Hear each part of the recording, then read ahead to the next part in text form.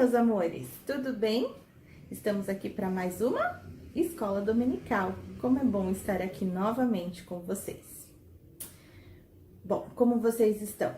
Como tem passado? Espero que tudo bem, tá? Tenho orado por vocês e tenho pedido a Deus pela vida de cada um. Bom, vamos para mais uma história? Na aula de hoje, nós vamos terminar então a história do rei Davi. Rei Davi agora já está com 70 anos. Já está bem fraquinho, bem cansado. E com quantos anos mesmo Davi foi coroado rei? Muito bem, 30 anos. Dos 30 aos 70 anos, significa que ele reinou sobre Israel durante 40 anos. Muito bem. E durante todo o seu reinado, ele procurou sempre fazer a vontade de Deus, obedecer a Deus, e toda vez que ele desobedecia, algo ruim acontecia. Vocês se lembram? Bom, acontece que quando o rei Davi completou 60 anos, Deus deu um período de paz. Não houve guerras em Israel durante esse período. E durante esse período, o rei Davi, vocês acham que ele ficou ali então sem ter que fazer, desocupado, só descansando? Não, né? Vocês se lembram que algumas lições atrás eu comentei que o rei Davi tinha o desejo de construir um templo para o nosso Deus? Sim, ele não achava justo ele, rei, viver num palácio e Deus num tabernáculo, numa tenda. Ele não achava justo. E ele, então, tinha esse desejo de construir o templo. Mas o que o profeta Natan disse para ele? Que ele não construiria esse templo, mas que um de seus filhos seria rei, e esse filho, sim, construiria o templo. E esse filho seria chamado Salomão. Bom, então durante o tempo que Davi estava ali ainda reinando, ele decidiu começar a juntar. Ele começou então a juntar materiais para a construção do templo. Começou a organizar como seria o templo do Senhor. Então contratou homens que começaram a construir pregos de ferro, homens que começaram a trazer toras de madeira de cedro. Cedro é uma árvore muito encontrada naquela região, que serviria então para a construção do templo. Começou a juntar bronze, ouro, prata, pedras preciosas, tudo para a construção do templo. E ele se lembrou então da promessa que Deus havia feito para ele, que ele não construiria o templo, porque ele foi um homem de guerra, mas que Salomão, o seu filho, sim, haveria um tempo de paz durante o reinado de Salomão, e Salomão então seria o rei que construiria o templo. Deus também fez uma promessa para Davi, que por meio da família de Davi, por meio de Davi, de sua família, Deus estabeleceria o seu trono para sempre. Ou seja, sempre em Israel haveria um rei da linhagem de Davi. Olha que promessa. O rei Davi ficou muito feliz com essa promessa, né? E ele glorificou ao Senhor. E agora estava ali, então, organizando tudo para deixar, então, para Salomão depois construir o templo. Salomão agora já tinha 20 anos. E Davi, o rei Davi, então, decide passar todas as instruções para ele de como seria o templo, como que seria organizado, os materiais utilizados. Começou a passar tudo para Salomão e explicou para ele a promessa de Deus e que através de Salomão esse templo seria construído.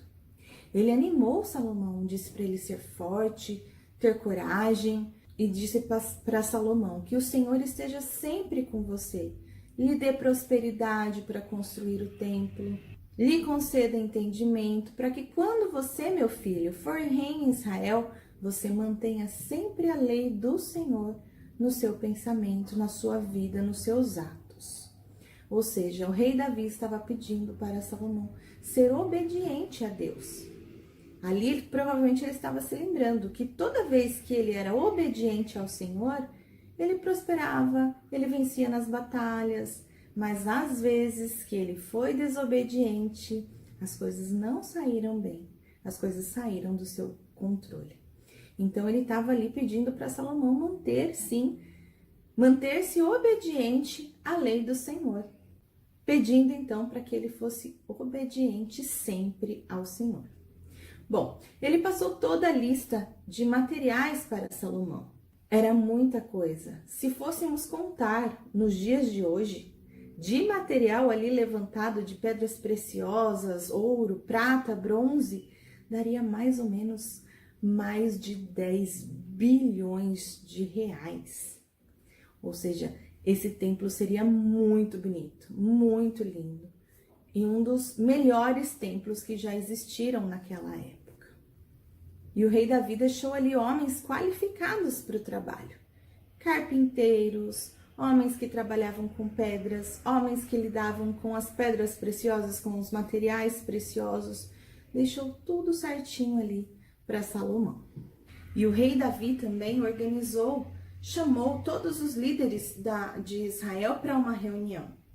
Pediu para que os líderes ajudassem a Salomão quando ele não estivesse mais ali. Pediu para que os líderes se lembrassem de tudo que Deus já havia feito por eles e desse tempo de paz que estava acontecendo agora em Israel, que era um tempo importante para a construção do templo. E eles se comprometeram, então, a ajudar Salomão nessa tarefa da construção do templo. O rei Davi também deixou tudo organizado. Os levitas que cuidariam do templo, muitos e muitos levitas foram chamados para o trabalho. Tinha porteiro, tinha os que cuidavam lá dentro do templo, tinha os que cuidavam dos louvores. Rei Davi mesmo foi um dos que compôs muitos louvores ao nosso Deus. Sabe onde a gente encontra esses louvores? No livro dos Salmos. Uma grande maioria dos louvores que cantavam na época do rei Davi estão escritos lá no livro dos Salmos. Tudo muito legal até aqui, né? Porém, Davi tinha um outro filho, que era mais velho que Salomão. Seu nome era Adonias. E Adonias, pensando em ser o mais velho, mesmo sabendo que Salomão era o escolhido para ser o próximo rei, ele decidiu que ele seria o rei de Israel. Eu vou ser o rei. E convocou muitas pessoas importantes, porque ele, assim como Absalão, também era muito bonito, chamava atenção. E começou a organizar, então, conversar com as pessoas importantes de Israel e falar, não, eu sou o mais velho, eu vou ser o rei no lugar do meu pai. E começou a organizar e conseguiu apoio, inclusive, do capitão da guarda real, do Joabe, vocês se lembram? Até Joabe ficou do lado de Adonias. E ele, então, resolveu organizar uma festa. Vou fazer uma festa. Nessa festa as pessoas vão estar todas ali do meu lado e eu vou me colocar como rei em Israel. O profeta Natã ficou sabendo dessa festa e ele pensou, eu não estou sabendo de nada. Eu sei que Salomão é o escolhido rei de Israel. Será que o rei Davi está sabendo que Adonias está querendo o trono? E ele vai então até o palácio conversar com Batseba, a mãe de Salomão, esposa do rei Davi. E ele conversa para ela, fala do plano de Adonias e convence ela a conversar com o rei Davi. E ela vai então até o rei, conversa com o rei sobre o plano de Adonias. Depois Natã também o convence a tirar esse plano de Adonias, já que o escolhido era o Salomão. Provavelmente o rei Davi ficou muito triste com essa notícia. Mais um filho querendo o trono do pai, desobedecer o pai. Triste isso, né? Então ele decide fazer uma coisa muito importante. Ele reúne os seus líderes, pede para que seus líderes separem a sua mula real, ou seja, só quem montava na mula real era o rei, e pede então para que os líderes, os sacerdotes, coloquem Salomão em cima da mula e que levasse então Salomão até a fonte de Gion. Essa fonte ficava perto da onde estava acontecendo a festa lá de Adonias, né? E pede então que Salomão seja levado até essa fonte e lá no meio de todo mundo, de todas as pessoas, eles ungissem então Salomão como novo rei de Israel. Depois disso, deveriam tocar as trombetas e anunciar Salomão como novo rei em Israel. E foi exatamente isso que os líderes e o sacerdote fez. Levaram então Salomão até a fonte de Gion, e lá diante de todo o povo, eles ungiram Salomão como novo rei e tocaram as trombetas. E todo o povo gritou: Salomão é o novo rei. Lá na festa de Adonias, deu para ouvir a festa ali de Salomão. E aí todo mundo falou: ué, Adonias está dando uma festa para ser rei, mas quem foi ungido foi Salomão. Então a festa ali de Adonias acabou, né? Cada um foi para sua casa e Salomão foi para o palácio e se sentou no trono. E lá ele se tornou então o novo rei de Israel. Davi ficou muito feliz com isso e novamente passou as instruções para o filho: filho, não se esqueça, durante o seu reinado, seja sempre obediente a Deus. Logo depois que Salomão foi coroado rei, Davi, com seus 70 anos, morreu. E vocês acham que Salomão foi obediente, assim como o pai havia lhe pedido, como o rei Davi havia lhe pedido? Infelizmente não. Ele se perdeu no seu reinado, ele desobedeceu. E com isso, muitas consequências aconteceram então no reino de Israel. Ele, depois dele, descendentes dele, muitos outros reis passaram por Israel. Muitos reis se perderam no governo, desobedeceram. E uma das consequências dessas desobediências foi que o povo foi levado cativo para outro país e lá ficaram castigados pela desobediência. Os inimigos invadiram Jerusalém, invadiram Israel, destruíram aquele templo lindo, maravilhoso, destruíram a cidade. Será que tudo estava perdido? E agora? O que seria de Israel? Bom, Deus tinha um plano, né? Nunca podemos esquecer disso. Cerca de 400 anos depois que o povo foi levado cativo, nasceu em Belém Jesus. A promessa da salvação, da redenção foi enviada ao mundo. Jesus veio ao mundo como homem, como humano. Nasceu, cresceu aqui no nosso meio e Deus lhe prometeu o trono, lhe deu o trono de Davi. Jesus era descendente de Davi, José era da linhagem de Davi. E Jesus veio, mas ele não foi coroado rei aqui na terra, muito pelo contrário. Aqui ele foi humilhado, ele sofreu, ele foi castigado e ele foi crucificado.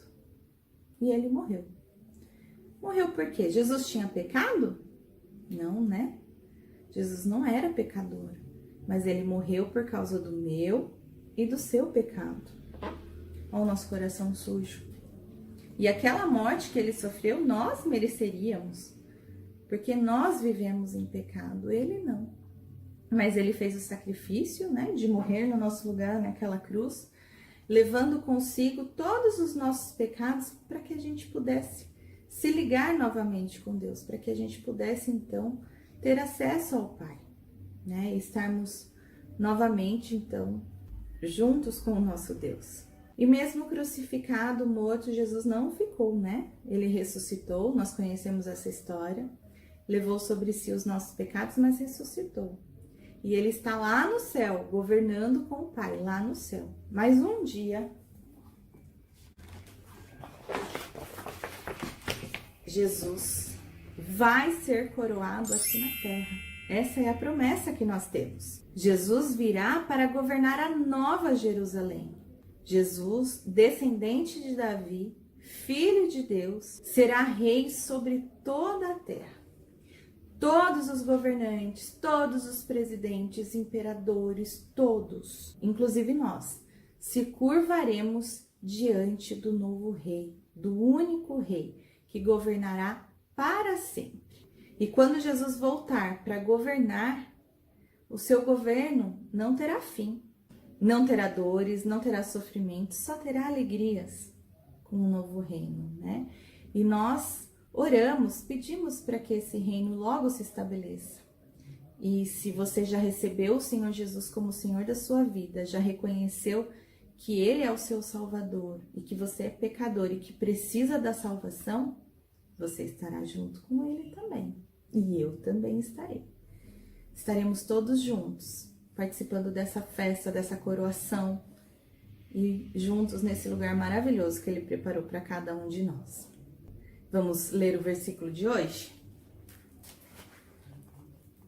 1 Crônicas 22:19 diz assim: agora consagrem o coração e a alma para buscarem o Senhor, o seu Deus.